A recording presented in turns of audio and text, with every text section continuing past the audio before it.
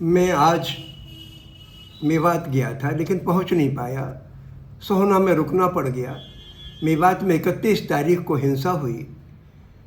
जब मैं घर से चला था तो मेरे दिमाग में खौफनाक मंजर था कि लोग मरे होंगे, घर जले होंगे, वो तो दिमाग में था ही कंसर्न। लेकिन वहाँ जाने के बाद मैंने महसूस किया कि सबसे ख़तरनाक चीज़ तो ये हुई है ओवर द ईयर्स कि हमारे धार्मिक जुलूसों को लीड करते हैं बजरंग दल और विश्व हिंदू परिषद पूरे जुनून के साथ। ये चीज़ गलत है। हालांकि उसके पार्टिसिपेंट्स तो बेचारे आम लोग होते हैं और उनको पूरी भक्ति के साथ अपना जाते होंगे मंदिर वगैरह में, लेकिन उनको जो लीड किया जाता है, जुनूनी नारे लगाए जाते हैं, वो बहुत ख़तरनाक चीज़ है। तो एक सबसे ख़तरनाक चीज़ तो ये हुई कि हमारे धार्मिक फंक्शंस को, यात्राओं को ऐसे लोग लीड कर रहे हैं जिनके दिमाग में जहर भरा है। दूसरा, उसमें हथियार ले जाते हैं। तो हुआ ये कि 31 तारीख को एक मंदिर है नूह के नज़दीक 3-4 किलोमीटर दूर, वहाँ पर एक बड़ा मंदिर है, उसमें शंकर भगवान के ऊपर जल चढ़ाते हैं लोग और पुरानी परंपरा है। और मेवात के जो मेव लोग हैं, मुसलमान लोग हैं, वो उनकी मदद करते हैं। सब मिलजुल के काम होता है, वो सदियों से होता चला आया है। इस बार इसके एक दिन पहले एक वीडियो वायरल किया गया और उसमें उस आदमी के नाम से वो वायरल हुआ, मोनू मनेसर के नाम से, जिसके ऊपर इल्ज़ाम है कि घाटमी का एक गांव के 2 मुसलमान लड़कों को, जुनैद और नासिर को 3 महीने पहले जिंदा जलाया गया या मार के जलाया गया। और इस पे इल्ज़ाम है, इनके गिरोह पे इल्ज़ाम है। अभी तक ये अंडरग्राउंड है, पकड़े नहीं गए। तो उनके नाम से वीडियो आया कि हम आ रहे हैं। और बहनों को बेइज्जत करने वाली गाली, जीजा बड़ा सम्मानजनक शब्द है अगर सम्मान से लिया जाए, लेकिन यहाँ पर हम तुम्हारे जीजा आ रहे हैं, ये से भद्दी गाली दूसरी हो नहीं सकती। तो वो वीडियो, उस वीडियो ने मेव लोगों में भी कुछ जुनूनी तत्व हैं। हालांकि वो तादाद में कम होंगे क्योंकि उनकी आबादी पूरे मुल्क में ही कम है, मुसलमानों की आबादी, लेकिन फिर भी है, ये मैं मानता हूँ।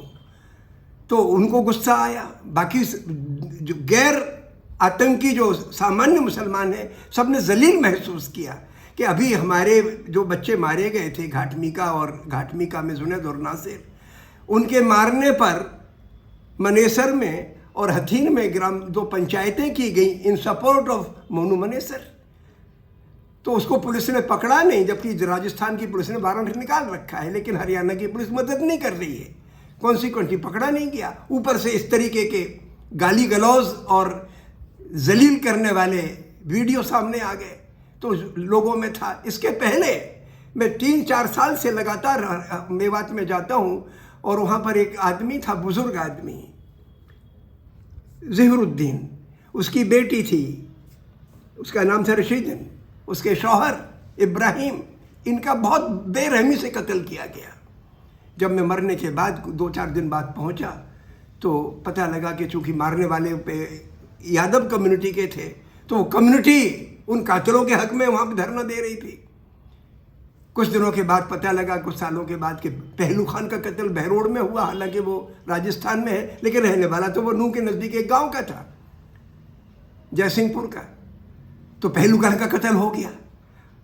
अभी कुछ दिन पहले यहाँ पर एक गांव है खेड़ा खलीलपुर, वहाँ एक लड़का था आसिफ, उसका कत्ल हो गया।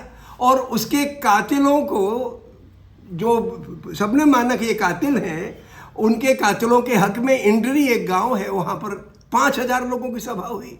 और वो सब कारों में आते हैं शोहरत बढ़ाने के लिए, उसका कैरेक्टर असैसिनेशन करने के लिए, जो उसको जिनको पीट के मारा गया, उसके फिर उसका कैरेक्टर असैसिनेशन भी करते हैं। पहले तो फिजिकली मारा, फिर चरित्र हनन करते हैं। जबकि मैंने गांव के तमाम लोगों से बातचीत की, उन्होंने कहा तो अच्छा चाल चलने का लड़का था। इस तरीके का तमाशा कई चल रहा है। इसके पहले वो जुनैद, एक और पुन्हाना के पास, जमालगढ़ का लड़का पुन्हाना, उसको पुलिस ने मार दिया। पुलिस की पिटाई से इतना मारा कि कुछ दिनों बाद वो मर गया। तो इस तरीके की घटनाएं वहाँ घट रही हैं और लोग जहर का घूंट पी के रह जाते हैं। इस बार उन्होंने कहा कि ये तो बहुत ही घिनौनी हरकत कि जिसने कत्ल किया वही फिर यहाँ पे जुलूस को लीड करके आ रहा है। तो उन लोगों ने रिएक्ट किया, जो मैं मानता हूँ गलत था, बहुत ही गलत था। आपको जब पता है कि राज्य आपके खिलाफ वहाँ का पूरे देश का संपन्न वर्ग के खिलाफ, तो आपको समझदारी से काम लेना है। और वैसे भी अगर आपके पक्ष में भी सब हो तो भी आपको अपने व्यवहार में गलत आदमी का और सामान्य आदमी का फर्क करना है। आप बजरंग दल के इस प्रकार के जुनूनी लोगों से के खिलाफ अगर कोई कार्रवाई करते हो तो समझ में भी आती है, हालांकि वो भी गलत है क्योंकि वो रास्ता आपका है ही नहीं। लेकिन अगर सामान्य लोगों पर मुसीबत आ जाए तो बहुत ही बड़ा पाप है वो। तो मैं मानता हूं कि इन यूथ ने जिन्होंने पत्थरबाजी की वो गलत किया। लेकिन घटना का एक रुख है जो मैं मानता हूं कि 10% है। असल बात क्या हुई? बात यह हुई कि इस वारदात में हालांकि 2 मारे गए होम गार्ड्स और एक कोई नागरिक मारा गया, उनकी शिनाख्त नहीं हो पाई कि थे कौन और किसने मारा, क्योंकि ये जो बजरंग दल के लोग थे इनके पास भी हथियार थे और वो पत्थरबाजी तो कर ही रहे थे, कुछ यूथ उधर से। कॉन्सिक्वेंटली दोनों तरफ से पत्थरबाजी हुई, कुछ गोलियां वगैरह चली, तो किसकी गोली में कौन मरा ये भी लोगों को पता नहीं, क्योंकि इंटरनेट वहाँ बंद है और मैं जा नहीं पाया वहाँ तक। मुझे लौटना पड़ा सोहना से, सिर्फ लोगों से बातचीत करके और कुछ रिपोर्ट्स वगैरह पढ़ के ही मैं आपकी सामने ये बात रख रहा हूँ। तो एक घटना तो ये घटी जो वहाँ पर, लेकिन फौरन मौका मिल गया तो सोहना में उसके बाद आगजनी हुई, कई दुकानें जलाई गईं, कई रेहड़ियाँ जलाई गईं, कुछ कारें जलाई गईं। ज़्यादातर जो दुकानें आज मैं देख के आया वो तो मुसलमानों की थी, हो सकता है कुछ हिंदुओं की भी जली हो, लेकिन मुझे उसका पता नहीं, किसी ने बताया नहीं। मैं घूमा तो काफ़ी 3 घंटे घूमा, लेकिन किसी ने मुझे बताया नहीं। तो हो सकता है लेकिन हुआ हो, क्योंकि जुनूनी माहौल में कुछ भी हो सकता है। वहाँ पर एक मस्जिद को जलाया गया या नुकसान पहुँचाया गया सोहना में। फिर कल खबर आई थी कि गुड़गांव में हिंसा हुई और गुड़गांव में एक 22-23 साल का नया मौलवी, एक मस्जिद का इमाम, उसका कत्ल कर दिया गया और उसका जो असिस्टेंट था उसको बहुत ही गंभीर हालत में, क्रिटिकल कंडीशन में अस्पताल में भर्ती है वो। उसी तरीके से बहादुरगढ़ में, बादशाहपुर में घर जलाए गए, कमज़ोर तबके के घर जलाए गए मुसलमानों के। तो इस तरीके से एक टेरर का माहौल पैदा किया और आज पूरे भारत बंद का आह्वान कर दिया ताकि इसको भुना सकें।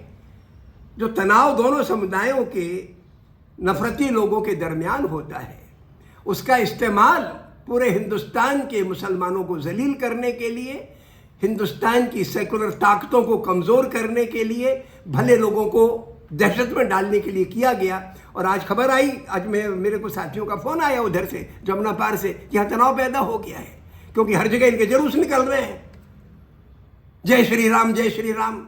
भगवान राम नम्रता की, सच्चाई की मूर्ति थे। हम सब लोगों के दिलों में मरते वक्त वो उम्मीद पैदा करते हैं, वो है भगवान राम। और आपने उसके लिए एक टेरर पैदा करने के लिए, जैसे कुछ जुनूनी लोग अल्लाह अकबर की भी बात करते हैं, ये जय श्री राम, कुछ हर हर महादेव के नारे लगाते हैं, ये जुनून में लगाया गया कोई भी नारा किसी भी भगवान के नाम पर हो वो पाप है, वो भक्ति से कोई ताल्लुक नहीं, उसका कलंक है इंसानियत के ऊपर। तो ये घटना वहाँ की घटी। इस बीच में खबर आ गई उसी दिन 31 तारीख को एक बहुत ही खौफनाक वारदात गाड़ी में घट गई। आरपीएफ के एक आदमी ने मोदी और योगी का नाम लेके पहले अपने ही एक अफसर को मार दिया, मीना थे वो, आदिवासी समुदाय से आते हैं। उसके बाद घुस गए डिब्बों में और वहाँ पे चुन चुन के मुसलमानों को मारा, 3 मुसलमानों के कत्ल कर दिए। आप ये कह सकते हो कि 140 करोड़ का मुल्क, ऐसी घटनाएं घटती रहती हैं, लेकिन जिस आदमी को सुरक्षा की तनख्वाह दी जाती है कि सबकी सुरक्षा करेगा, अगर उसमें इस प्रकार का जुनूनी पैदा हो जाए तो वो टेरर पैदा करता है, आतंक पैदा करता है करोड़ों लोगों में। और मैं हुकूमत को याद दिलाना चाहता हूँ कि जितनी आपकी जिम्मेदारी सरहदों की सुरक्षा की है, उतनी ही जिम्मेदारी आंतरिक सुरक्षा की है। जितना हमारे सामने मसला आतंकवादियों से निपटने का है, उससे भी गंभीर मसला सांप्रदायवादियों से निपटने का भी है। जो आदमी धर्म के नाम पर कत्ल करता है, जुलूस निकालता है, आंदोलन चलाता है, वो उतना ही खतरनाक बल्कि उससे ज़्यादा खतरनाक है, क्योंकि वो हमारे पॉलिटिकल सिस्टम पे कब्जा भी करता है। वो व्यापारियों द्वारा होने वाले बेइंतहा शोषण पे पर्दा भी डालता है। इसलिए ये बहुत गंभीर चुनौती है। मैं चाहता हूँ हम सारे के सारे लोग आँख खोलें और इस प्रकार की घटनाओं की पुनरावृत्ति न होने में अपने अपने इलाकों पे निगरानी रखें और ये जो जुनून वाले इस प्रकार की वारदातों से जो आपसी मेल जोल खत्म होता है उसको फिर से बहाल करें। शुक्रिया।